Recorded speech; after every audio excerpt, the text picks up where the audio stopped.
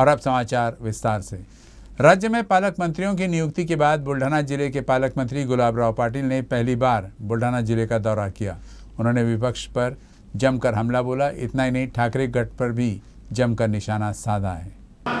2 माणूस गेल्यानंतर 30 आमदार जेव्हा जाऊन सांगतायत की साहेब त्यांना वापस बोलवा, तेव्हा ते संजय राऊत नावाचं दूत निघालं।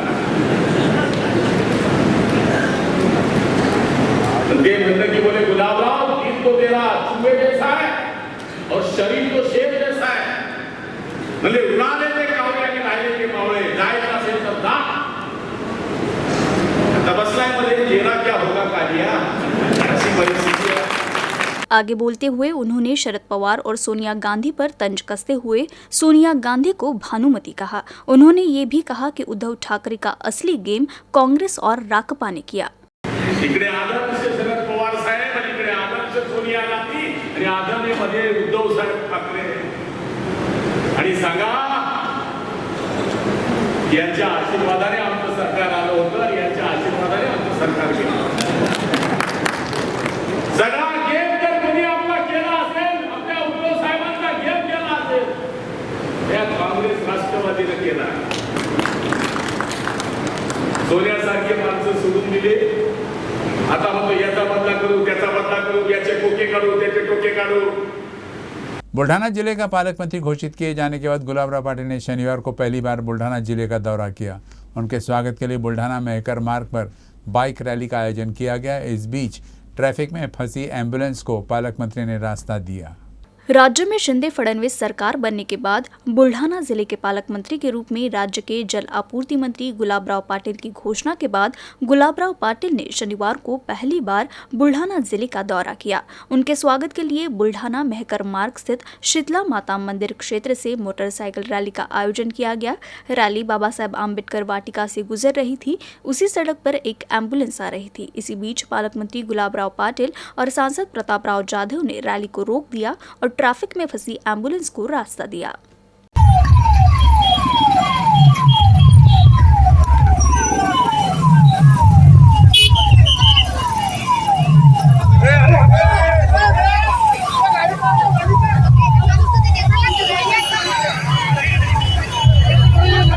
राज्य के नए पालक मंत्री की नियुक्ति के बाद गुलाबराव पाटिल ने पहली बार बुल्ढाना जिले का दौरा किया। इस मौके पर शनिवार को मेहकर में शिवसेना सांसदों और विधायकों ने पालक मंत्री गुलाबराव पाटिल का जोरदार स्वागत किया।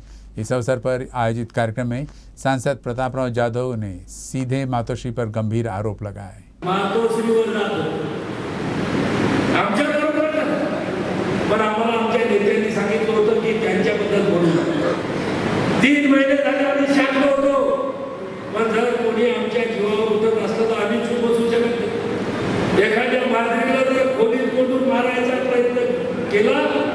ती माधव सुद्धा उडी मारून त्या पुढच्या माणसाचा नरडीचा घोट घ्यायला मागत होता। आणि आम्ही तर भारताच्या विचारांना स्वाभिमानानं सरकारी आम्ही लोकप्रतिनिधी आहोत। लाखो लोकांनी आमच्यावर विश्वास ठेवलेला आहे। या विश्वासाला आम्ही तडाखा देणार। बाबांनो आज या ठिकाणी जास्त बोलणार नाही, पण खऱ्या अर्थाने जर खोके जर म्हणत असतील, तुम्ही उत्तर द्या की 100 खोके मातोश्री ओके महिने होते। पिछले 2.5 साल से अकोला नगर निगम के ठेका कर्मचारियों का वेतन लंबित है। इस मामले में आयुक्त कविता द्विवेदी के संज्ञान से लंबित वेतन का समाधान निकालने के संकेत है। नगर निगम ने कर्मचारियों को अनुबंध के आधार पर नियुक्त किया है ताकि तकनीकी कर्मचारियों के कारण काम में बाधा न आए। ठेका कर्मचारियों की नियुक्ति करते समय संबंधित ठेकेदार को निर्धारित वेतन के अनुसार पीएफ का भुगतान करना अनिवार्य है। संबंधित कंपनी ने कर्मचारियों को निर्धारित वेतन से कम भुगतान किया।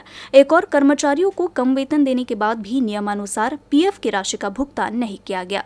कुछ नगर सेवकों ने ठेकेदार द्वारा अनुबंध के उल्लंघन पर आपत्ति जताई, जिसके बाद ठेकेदार का भुगतान रोक दिया गया और ठेका रद्द कर दिया गया। लेकिन नई व्यवस्था होने तक संबंधित ठेकेदार को स्टाफ उपलब्ध कराने के आदेश दिए गए। आयुक्त कविता द्विवेदी के पास मामला जाने के बाद उन्होंने लेखा विभाग को मामले में सभी त्रुटियों को दूर करने का आदेश दिया है। मेट्रो सिटीज में हमने कई महिलाओं को यात्री वाहन चलाते हुए देखा होगा, लेकिन बुल्ढाना में अपने पिता के निधन के बाद महज 18 साल की उम्र में एक युवती ने परिवार की जिम्मेदारी अपने ऊपर ले ली। उन्होंने अपनी शिक्षा के साथ साथ अपनी 4 बहनों की शिक्षा की भी जिम्मेदारी ली है। इसके लिए वह यात्री वाहन चलाकर अपने परिवार का पालन पोषण कर रही है।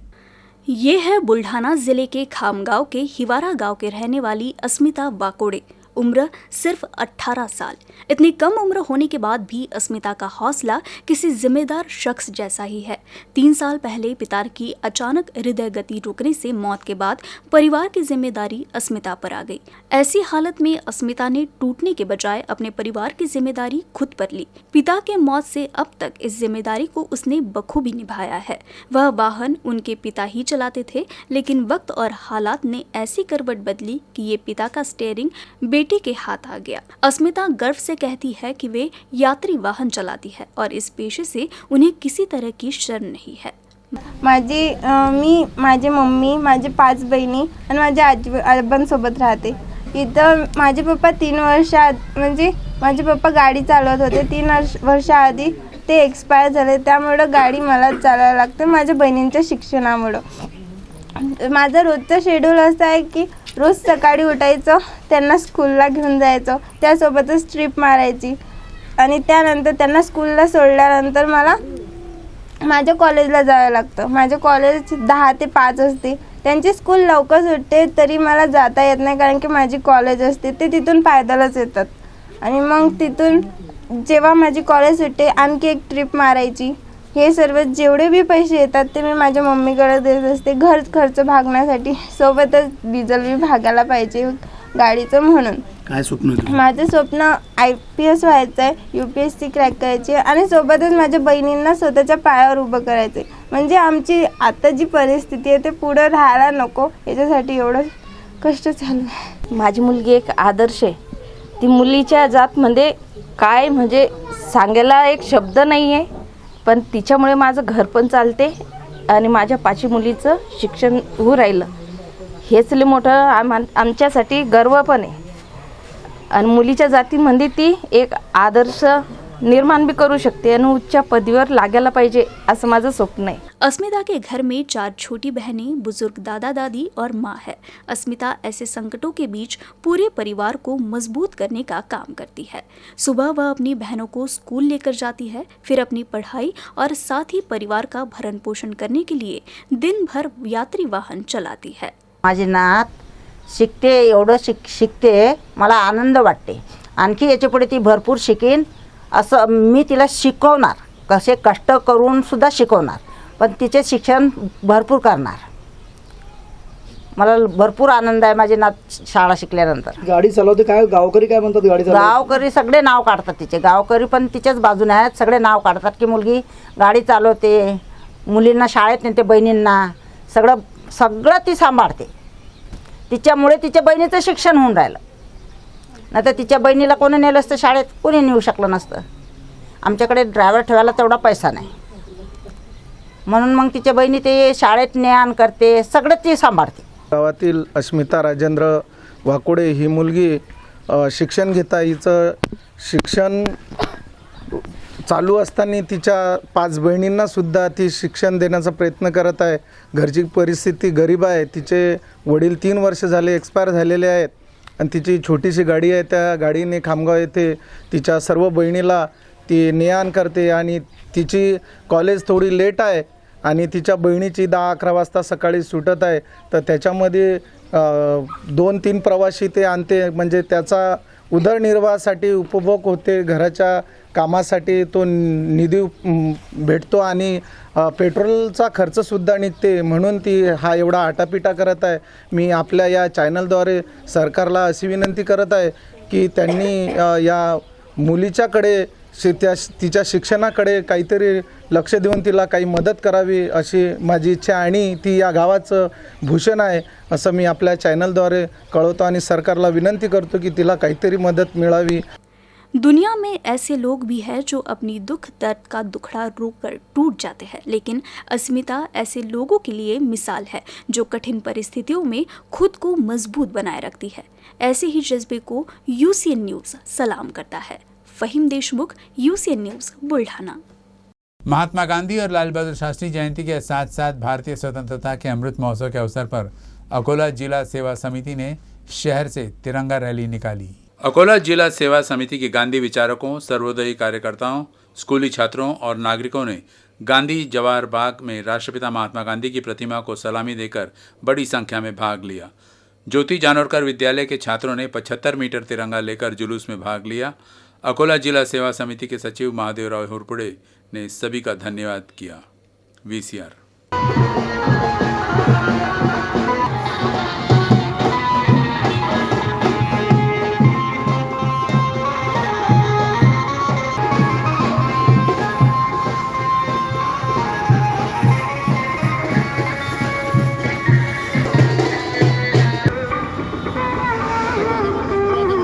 तुम्ही सेंटरमधून करायला लागत होता.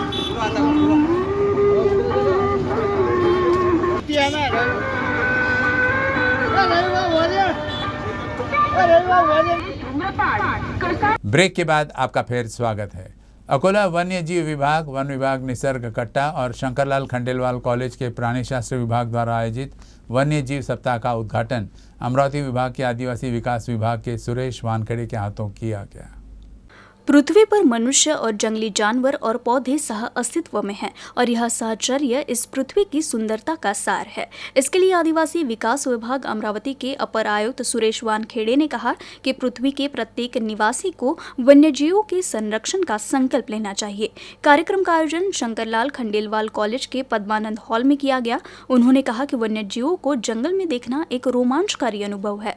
वन्यजीवों की श्रृंखला के कारण वन पर्यावरण की रक्षा होती है और परिणाम स्वरूप मानव जीवन सुखद और समृद्ध होता है। इसके लिए उन्होंने सुझाव दिया कि वन्य जीवों के अस्तित्व को छात्रों के मन में निर्माण किया जाना चाहिए। इस अवसर पर उपवन संरक्षक वन्यजीव ए निमजे, सहायक वन रक्षक सुरेश वाडोदे, कॉलेज प्राचार्य डॉक्टर जगदीश साबू, परियोजना निदेशक RB हिवले, डॉक्टर प्रिया खिलारे, निसर्ग कट्टा की अमोल सावंत आदि उपस्थित थे। जीव सप्ताहाच्या निमित्तानं जो आपला 1 ते 7 ऑक्टोबरला हा सप्ताह साजरा करण्यात येत आहे, त्याचं इथं आयोजन करण्यात आलेलं होतं। त्याचं रितसर आज इथे उद्घाटन समारंभ पार पडलेला आहे। वन विभाग आणि काही इतर सामाजिक संघटना आणि काही वन्यजीवप्रेमी तसेच आज आमचा जो आदिवासी विकास विभाग आहे याच्यामध्ये आपण सर्वांनी सहभाग नोंदविलेला आहे। यानंतर काही छायाचित्र प्रदर्शनीचं इथे आयोजन करण्यात आलेलं आहे। त्याचंसुद्धा एक रितसर आता उद्घाटन करून सगळ्या समस्त वन्यजीवप्रेमी किंवा निसर्गप्रेमी किंवा शाळेचे आपले जे काही विद्यार्थी मित्र आहेत यांना वनांचं कसं संवर्धन करायला पाहिजे, वनांची कशी आवड निर्माण व्हायला पाहिजे, या निमित्तानं जो हा कार्यक्रम आयोजित करण्यात आलेला आहे त्याकरिता ही फोटो गॅलरी येत्या 3 ते 4 दिवसाकरिता इथे खुली करण्यात आलेली आहे। माझं एक आव्हान असेल अकोलाकरांना की त्यांनी या 3 दिवसामध्ये संपूर्ण या छायाचित्र प्रदर्शनीचा लाभ घ्यावा आणि यामध्ये अपना सहभाग नोंदवावा। धन्यवाद। अकोला जिले में सोयाबीन की बुआई शुरू हो गई है। तेलारा तहसील के कुछ क्षेत्रों में कटाई भी की गई है। अकोला क्षेत्र कृषि उपज मंडी समिति में 4,500 रुपये प्रति क्विंटल के औसत भाव वाले सोयाबीन ने किसानों की चिंता बढ़ा दी है। इस साल खेती की लागत दोगुनी हो गई है, लेकिन उसकी तुलना में उन्हें कृषि उपज का मूल्य ठीक नहीं मिल रहा है, जिससे किसान हताश हो गए हैं। पिछले कुछ दिनों में खरीफ सीजन के दौरान हुई भारी बारिश से सोयाबीन को काफ़ी नुकसान हुआ है। कुछ क्षेत्रों में भारी बारिश ने फसल को नष्ट कर दिया और अब उपज की कीमत गिर रही है। सोयाबीन की पिछले साल रिकॉर्ड कीमत थी। किसानों ने इस साल भी अच्छी कीमत मिलने की उम्मीद में सोयाबीन की बुआई की, लेकिन किसानों का सपना धराशायी होता दिख रहा है। अकोला मंडी समिति में शुक्रवार को सोयाबीन का अधिकतम भाव 5,100 रुपये और न्यूनतम भाव 4,250 रुपये रहा, जिससे किसानों की चिंता अब बढ़ने लगी है। अकोला जिले के पातुर शहर के भीमनगर में रहने वाले एक व्यक्ति ने अपने घर के पीछे के क्षेत्र में गांजा के 15 पौधे लगाए। पुलिस ने कार्रवाई कर 21 किलो गांजा के 15 पौधे जब्त किए। विशेष दस्ते के प्रमुख विलास पाटिल को सूचना मिली कि आरोपी शेख कयूम शेख करीम ने पातुर शहर के भीमनगर स्थित अपने घर के पिछली जगह में गांजा के पेड़ लगाए हैं। मिली जानकारी के अनुसार आरोपी शेख कयूम शेख करीम के घर के आंगन से 13 फीट ऊंचे गांजे के 15 हरे पौधे जब्त किए गए। आरोपी शेख कयूम शेख करीम घर में गांजा के पेड़ लगाकर उसकी देखभाल कर रहा था। पत्तों को सुखाने के बाद वह अवैध रूप से ग्राहकों को बेच रहा था। आरोपी शेख कयूम शेख करीम के खिलाफ थाने में NDPS एक्ट के तहत मामला दर्ज किया गया है। अकोला में नवरात्रि के दौरान गरबा धूम है। शहर के मेहरबानों कॉलेज में आयोजित गरबा उत्सव में 4 साल से लेकर 75 साल तक की महिलाओं ने हिस्सा लिया। महिलाओं ने पारंपरिक गीतों पर नृत्य किया। यहाँ केवल पारंपरिक पोशाक में ही गरबा खेला जाता है। खासकर महिलाओं की सुरक्षा की दृष्टि से यह गरबा केवल महिलाओं के लिए आयोजित किया जाता है। यहाँ गरबा के साथ साथ सांस्कृतिक कार्यक्रम भी आयोजित किए जाते हैं। अकोला में इस प्रकार कुल 6 बड़े गरबा का आयोजन किया गया है।